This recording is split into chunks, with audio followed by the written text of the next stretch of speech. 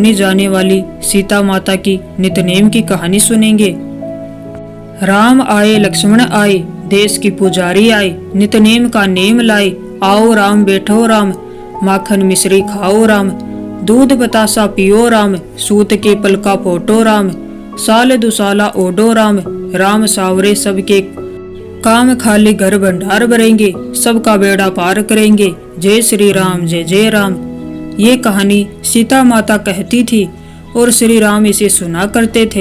एक दिन श्री राम भगवान को किसी काम के लिए बाहर जाना पड़ गया तो सीता माता कहने लगी कि भगवान, मेरा तो 12 वर्ष का नितनेम है, अब आप बाहर जाएंगे तो मैं अपनी कहानी किसे सुनाऊंगी। श्री राम ने कहा कि तुम कुएं की पाल पर जाकर बैठ जाना और वहाँ जो औरतें पानी भरने के लिए आएंगी उन्हें अपनी कहानी सुना देना।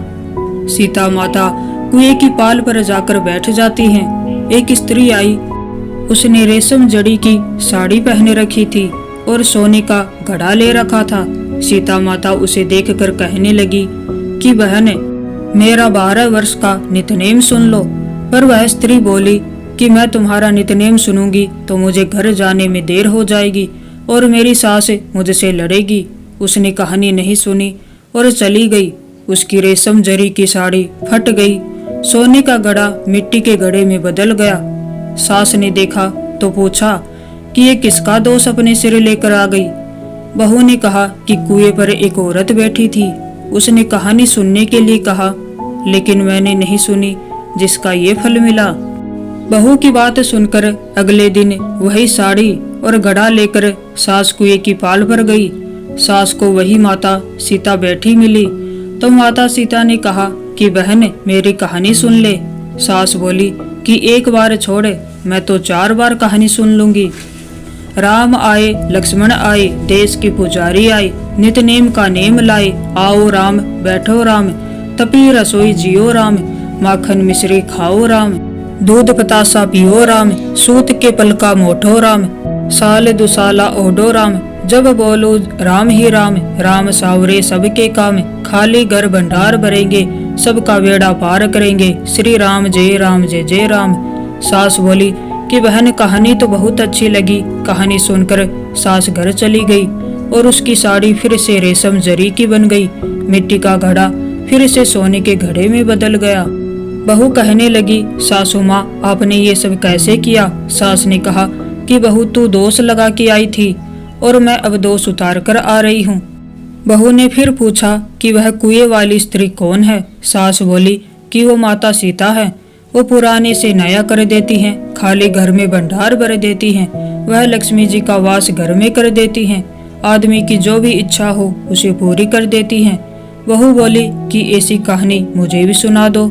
सास बोली कि ठीक है, तुम भी सुनो। और सास ने कहानी शुरू की। राम आए लक्ष्मण आए, देश की पुजारी आए, नितनेम का नेम लाए। आओ राम बैठो राम, तपी रसोई जीमो राम, माखन मिश्री खाओ राम, दूध बतासा पियो राम, सूत के पल का मोठो राम, साल दुसाला ओडो राम, जब बोलो राम ही राम, राम सावरे सबके काम, खाली घर भंडार भरेंगे, सबका बेड़ा पार करेंगे, श्री राम जय जय राम।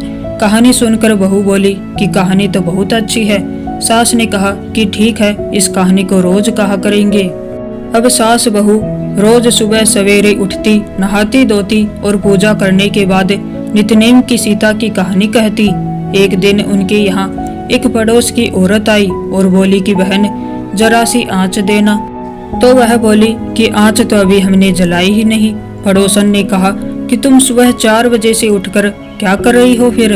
उन्होंने कहा कि सुबह उठकर हम पूजा करते हैं, फिर सीता माता की नितनेम की कहानी कहते हैं। पड़ोसन ने उनकी बात सुनकर फिर कहा कि सीता माता की कहानी कहने से तुम्हें क्या मिला। वे बोले कि इनकी कहानी कहने से घर में भंडार भर जाते हैं, सारे काम सिद्ध होते हैं, मन की इच्छा भी पूरी होती है। पड़ोसन कहने लगी कि बहन, ऐसी कहानी तो मुझे भी सुननी है। तो वह बोली ठीक है, तुम भी यह कहानी सुन लो। राम आए लक्ष्मण आए, देश की पुजारी आए, नितनेम लाए। इस प्रकार सास ने पड़ोसन को भी पूरी कहानी सुना दी। सारी कहानी सुनने के बाद पड़ोसन कहने लगी, बहन, कहानी तो मुझे बहुत अच्छी लगी। अब वह पड़ोसन भी नितनेम सीता माता की कहानी कहने लगी। कहानी कहने से सीता माता ने पड़ोसन के घर भी भंडार भर दिए। हे सीता माता, जैसे आपने उनके भंडार भरे वैसे ही आप हमारे भी भंडार भरना, कहानी सुनने वाले के और कहानी कहने वाले के भी। तो ये थी कार्तिक मास में सुनी जाने वाली नितनेम की कहानी। यह कहानी